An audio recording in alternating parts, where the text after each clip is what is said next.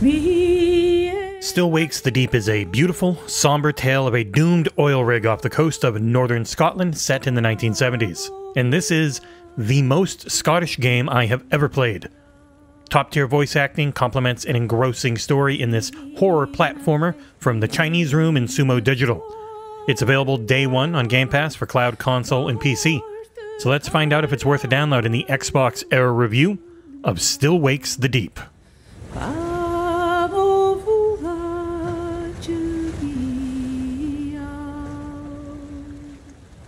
This is a game of terror, hope, greed, and the desperate struggle to survive. You are Kaz McCleary working on the Narrated. It's December 1975 and you're working as an electrician on an oil rig while on the run from the law.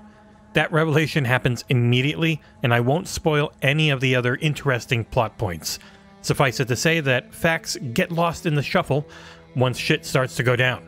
If you've seen any trailers for the game, then you know that something real bad happens to the Narrated, and then the weird shite starts popping off. It does a good job of staying clear of most cliches, having some of the more genuine character interactions you can in this medium. Kaz's friends on the rig, along with the protagonist himself, come off as real people and not just tropes.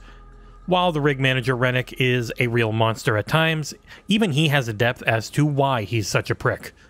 The effin' and jeffin' flies in Still Wakes the Deep, and I have never heard the C word so many times in a game, and it really works. Working on an oil rig in the middle of the ocean is a horrendously difficult job, and you feel that sense of camaraderie and body humor that keeps things light in an otherwise awful situation. I beat the game in roughly 6 hours and found all the collectibles that I was supposed to, which are very macabre in nature. It's an interesting time because I don't think the game actually has a single puzzle. As an electrician, Kaz is capable when it comes to the internal workings of the ship's electrical system, but needs a lot of guidance when attempting to repair or use other subsystems. The majority of the game is you trying to fix things or reach certain areas. There wasn't a puzzle really to be found outside of very light platforming ones you'll encounter. The game's played entirely from the first-person perspective, and there's no combat. In fact, the only aiming you'll do for anything, really, is throwing objects to try and distract certain things at certain times. The main buttons used are the right trigger for climbing, the left trigger to regain your grip if you lose it, A to jump, X to interact, and Y to turn your headlamp on. You'll hold the direction indicated on screen to use equipment or break locks, and that's about it. The majority of the time, it's a mix of walking, running, and platforming. I got the achievement for not running for more than 10 total minutes during my completion of the campaign. I owe that in large part to how engrossing the environments are. As things go as they do, again, trying not to spoil much, it always felt like I was on an oil rig in various states of movement. If the seas were rough, I could feel the controls fighting me as gravity took over, and Kaz himself had to fight against it. Swimming feels painfully realistic in that Kaz isn't the typical video game dolphin.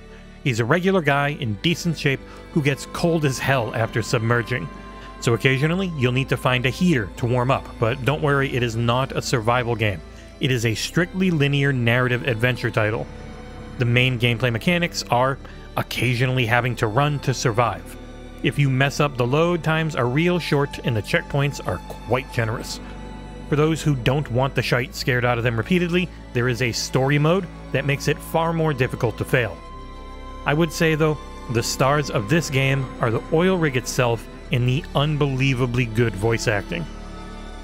Whoever came up with the idea of a mid-70s oil rig in the North Atlantic off the coast of Scotland is a genius.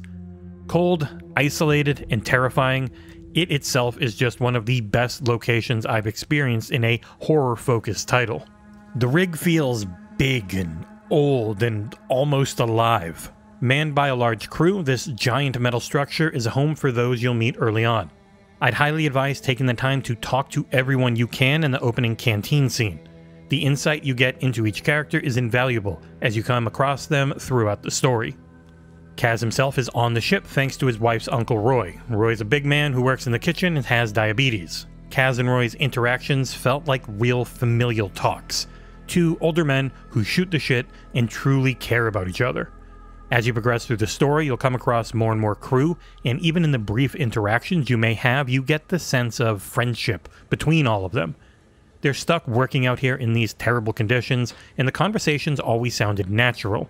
It's a testament not only to the voice actors, but to the direction given to them. Conversations flow, feeling like people in that situation talking to each other, and never just someone in isolation in a recording booth reading lines on a page. Add in the changes to the environment and how the crew behaves, and you have the makings of a truly special experience. The story itself, what happens and why, isn't crazily inventive, though some of the visuals you'll encounter are magnificent at times. There's a lot better tech here than in previous Chinese room titles, and while I chose to play in performance mode with all the post-processing disabled on Series X, you can opt in for a ray tracing enabled quality mode that is smudgier in movement, but a lot higher fidelity in animations on the rig itself and reflections. I didn't run also not one single bug the entire time playing. It is a true rarity and greatly appreciated. Wrapping things up, Still Wakes the Deep is a special game. It's a brilliant setting for a horror story that is matched by quality writing and stellar voice acting. It's available in Game Pass at launch, and I highly recommend giving it a try to anyone interested.